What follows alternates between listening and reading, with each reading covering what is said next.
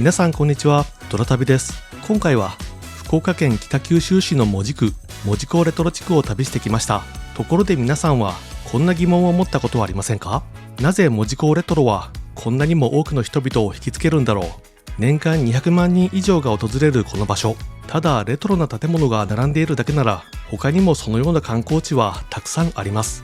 でも門司港レトロには何か特別な魅力がある。その答えを探しに今回は有名観光スポットをほとんど全部巡ってきました。実は門司港、明治から大正にかけて国際貿易港として日本の玄関口を担っていた港町です。当時横浜、神戸と並ぶ日本三大港の一つで、海外からの船が行き交い外国人も多く暮らしていました。石炭や生糸といった日本の重要な輸出品がこの港から世界へと旅立っていった、そんな華やかな時代の面影が今もこの街には色濃く残っていました。門司港レトロって駅を見て焼きカレー食べて対岸の唐戸市場に行くんじゃないの？そう思っていたらもったいない。なぜこの場所が人々を引きつけるのか、その答えを一緒に見つけていきましょう。今回私たちは11月に訪れています。このチャンネルは車で西日本を旅するチャンネルです。気になる方や応援してくださる方はいいねボタンとチャンネル登録をお願いします。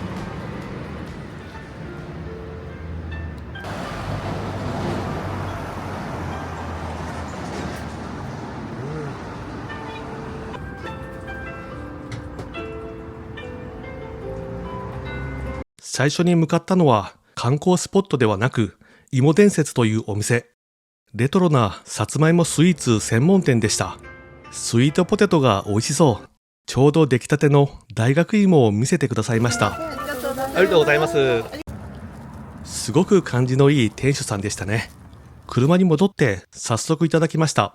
スイートポテトは芋の香りが豊かでふわっとした食感、こだわった素材の良さが伝わる優しい味わいです。そして大学芋、出来たてということもあって外側の飴はパリッと、中の芋はホクホク。甘すぎず芋本来の味がしっかり感じられます。美味でした。門司港駅からも歩いて5分くらいで来れますね。次に向かったのは門司電気通信レトロ館。この建物は大正13年に逓信省門司郵便局電話課庁舎として建てられました。築100年を迎える歴史ある建物ですね。鉄筋コンクリートの重厚な外観で当時の姿のまま残っています。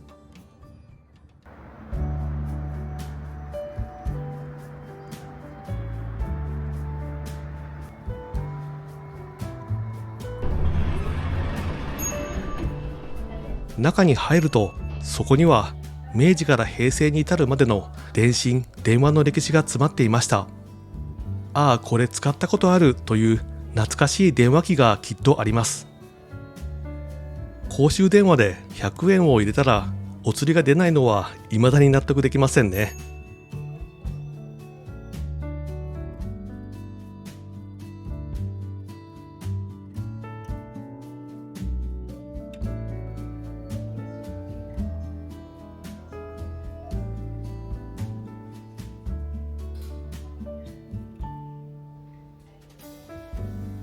見るだけの博物館じゃなくて実際に体験もできました。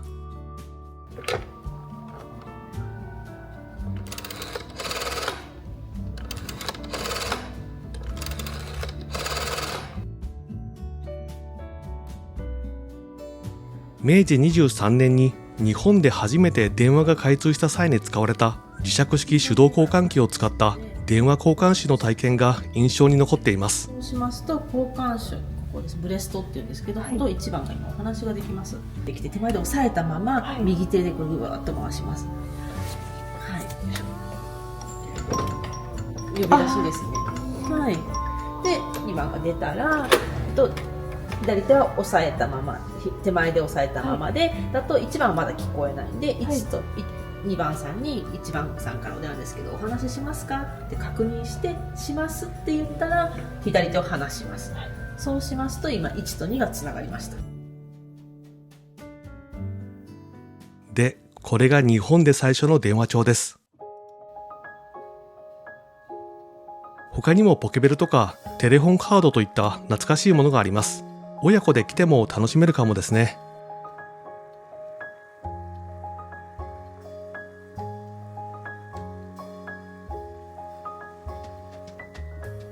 初期の携帯電話ですね。まるで自衛隊の無線機のような大きさで、なんとその重さ3キロ。重たかったですね。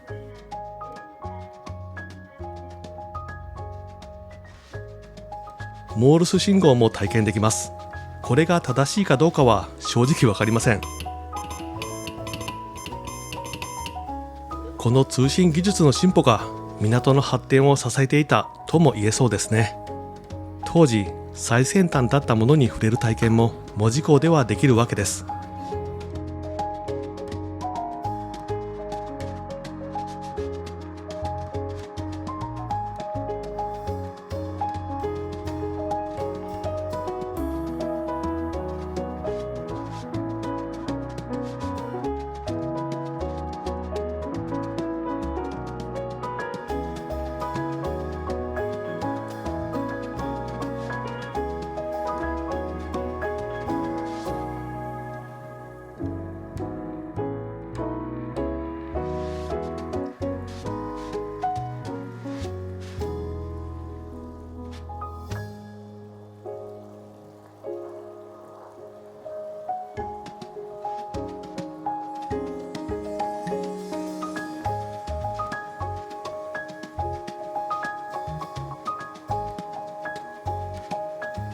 次に向かったのは関門海峡ミュージアム。ここは門司港の歴史と文化を学べる体験型博物館です。門司港レトロを散策する前に行くと、より門司港を楽しめると思います。大正時代の門司港が丸ごと再現されている1階2階と4階のカフェ、5階の展望室がおすすめです。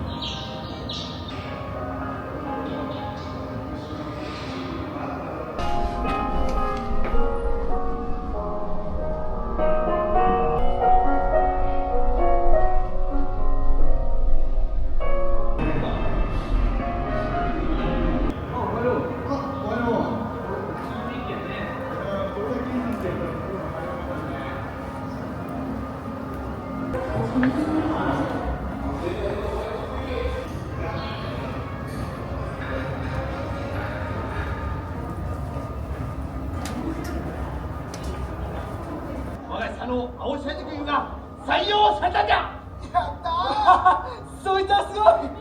おめでとう。こちらが山田商会社長のお嬢さんの歌子さんだ。はじめまして、歌子でございます。よろしく。君そう硬くなんでも。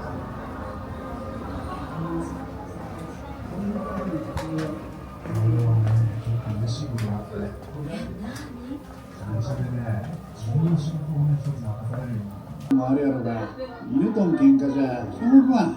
それを言うなら、夫婦喧嘩は犬も食わんです。いや、おかみ、困った顔してどうしたんだよ。いいやね。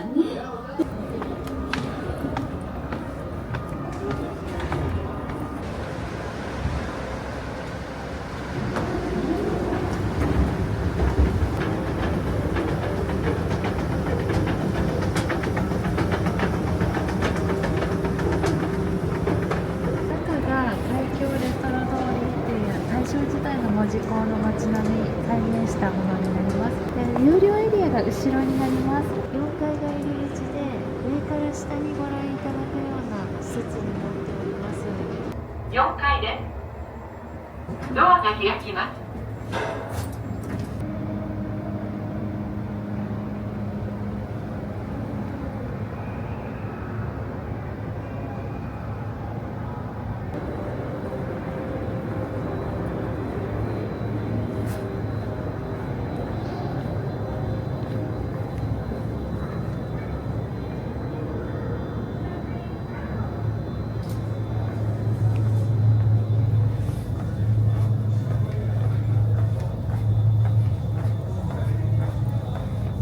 4階のクルーズカフェキャナルへ来ました。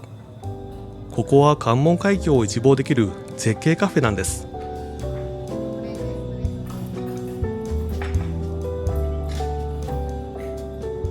窓際の席に座ると目の前には雄大な関門海峡のパノラマ。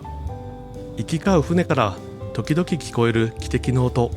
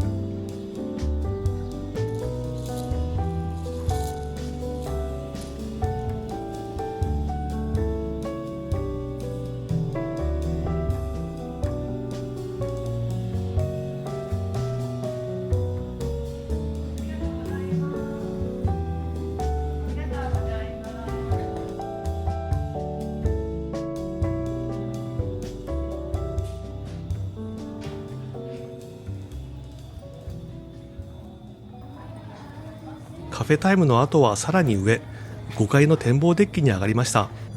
屋外の展望スペースで開放感が全く違います。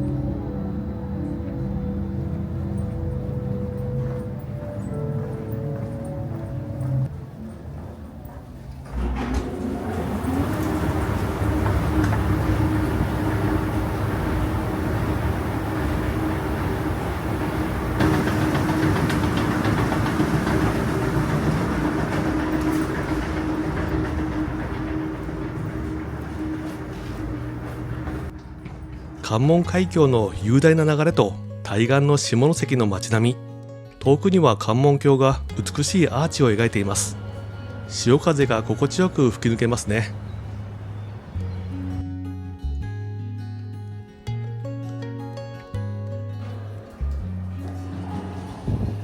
門司港の歴史を体験した後は向かいにある旧大連航路上屋です。建物は1929年に竣工されました。上屋というのは貨物の積み下ろしや一時保管のために使われる倉庫のような建物のことです。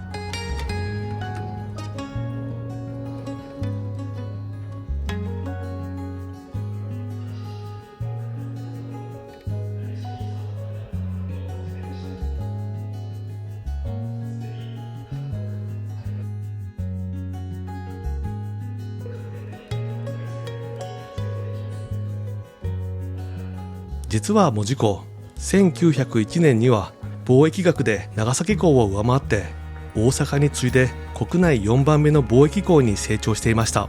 大連との航路で使われて、当時の満州との貿易の拠点として門司港は重要な役割を果たしていたんですね。1932年に満州国が建国されると、人の往来も貨物の量も増え続け、盛況を極めたそうです。これを見たら今の撮影機材は片手で持てるからすごい進歩ですよね。門司港がただの港町ではなく、さまざまな文化が行き交う国際的な場所だったことも実感できます。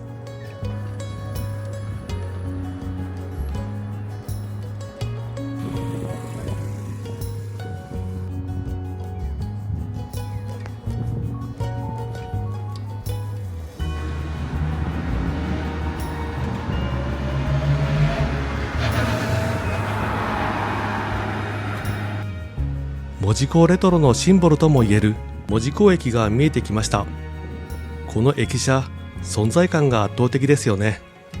1914年に建てられた木造2階建ての駅舎で、国の重要文化財に指定されています。ネオルネサンス様式という西洋建築のスタイルで、当時の国際貿易港の玄関口にふさわしい格式高い佇まいですね。天井が高く開放感があります。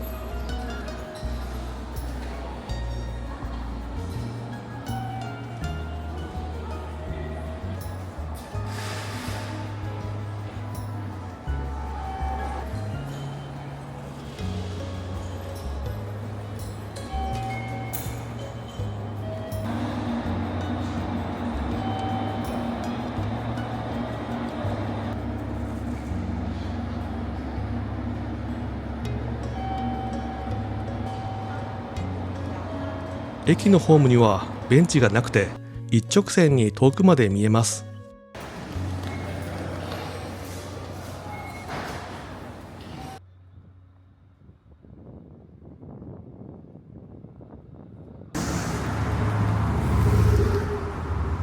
駅を出てすぐ目の前、見えてきたのが旧門司三井クラブです。外観はハーフティンバー様式といって、木骨を外壁に見せるヨーロッパの伝統的な建築スタイル。まるでおとぎ話に出てくるような可愛らしさがありますね。当時門司港には三井物産をはじめ多くの貿易商社が集まっていました。このクラブはそうした商社マンたちの商談や社交の場として使われていたんですね。こちらも国の重要文化財に指定されています。2階にはアインシュタイン博士が宿泊した部屋がそのままの状態で保存されていました。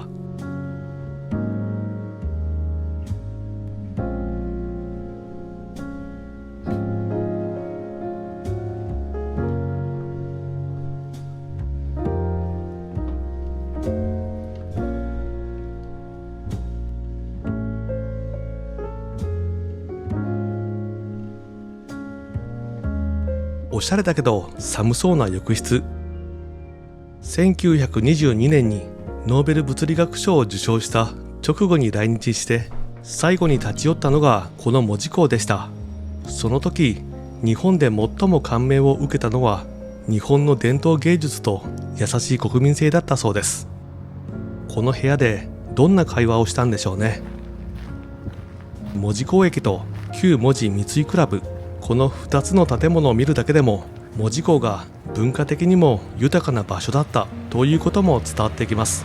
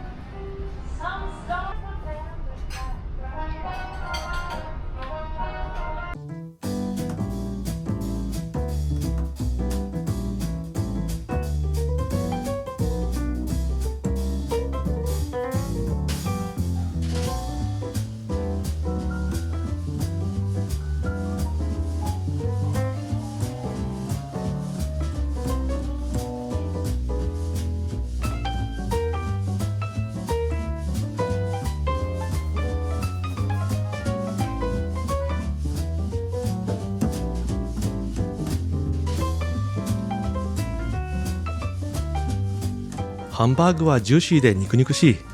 肉のうまみ、カレーのスパイシーさ、チーズのコク、そして卵のまろやかさがたまんないですね。鶏肉のうまみがカレーに溶け込んで深いコクを生み出していました。焼きカレーの特徴である香ばしいチーズが糸を引きます。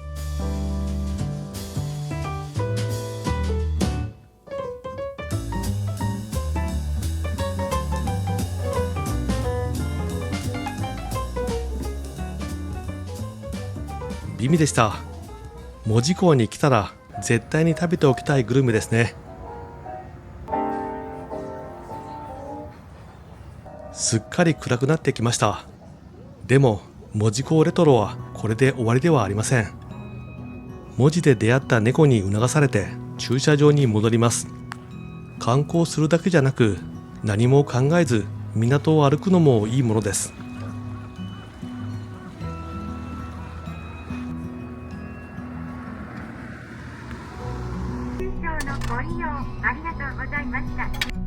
夜は違った表情を見せてくれるライトアップがありました。年末だけなのかなと思っていたら10月から5月まで開催されています。意外と長いですね。見ての通り街全体が光に包まれています。その数約30万球の光があるそうです。海峡プラザ駐車場に停めて散歩しようと思います。ちなみにこの駐車場はすごく高いので長時間は止めない方がいいと思います。風も強くて外は寒いですが、幻想的な世界は一度見たら心を奪われます。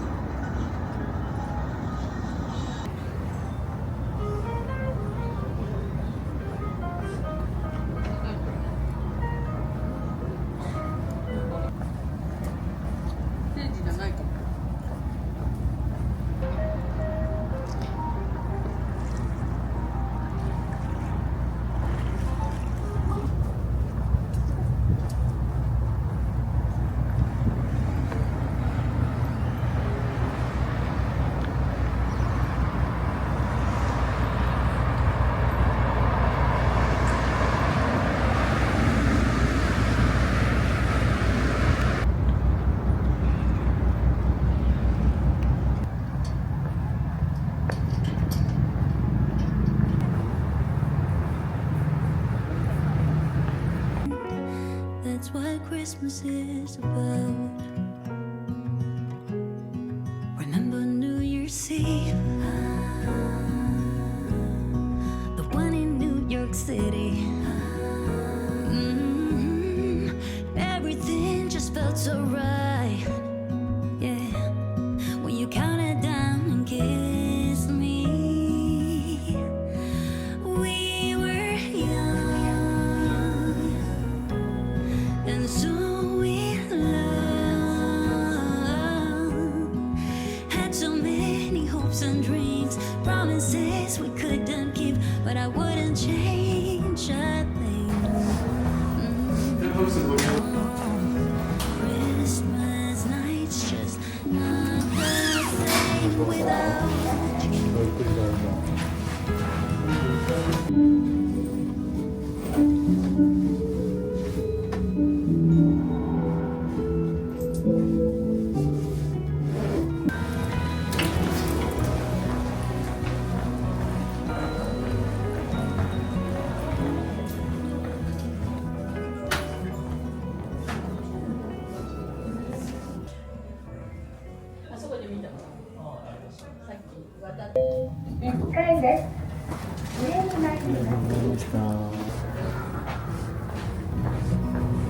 どうでしたか？日中は歴史や建物の美しさを感じて、夜はロマンチックな雰囲気に浸って1日で2度楽しめるというのも門司港レトロの魅力ですね。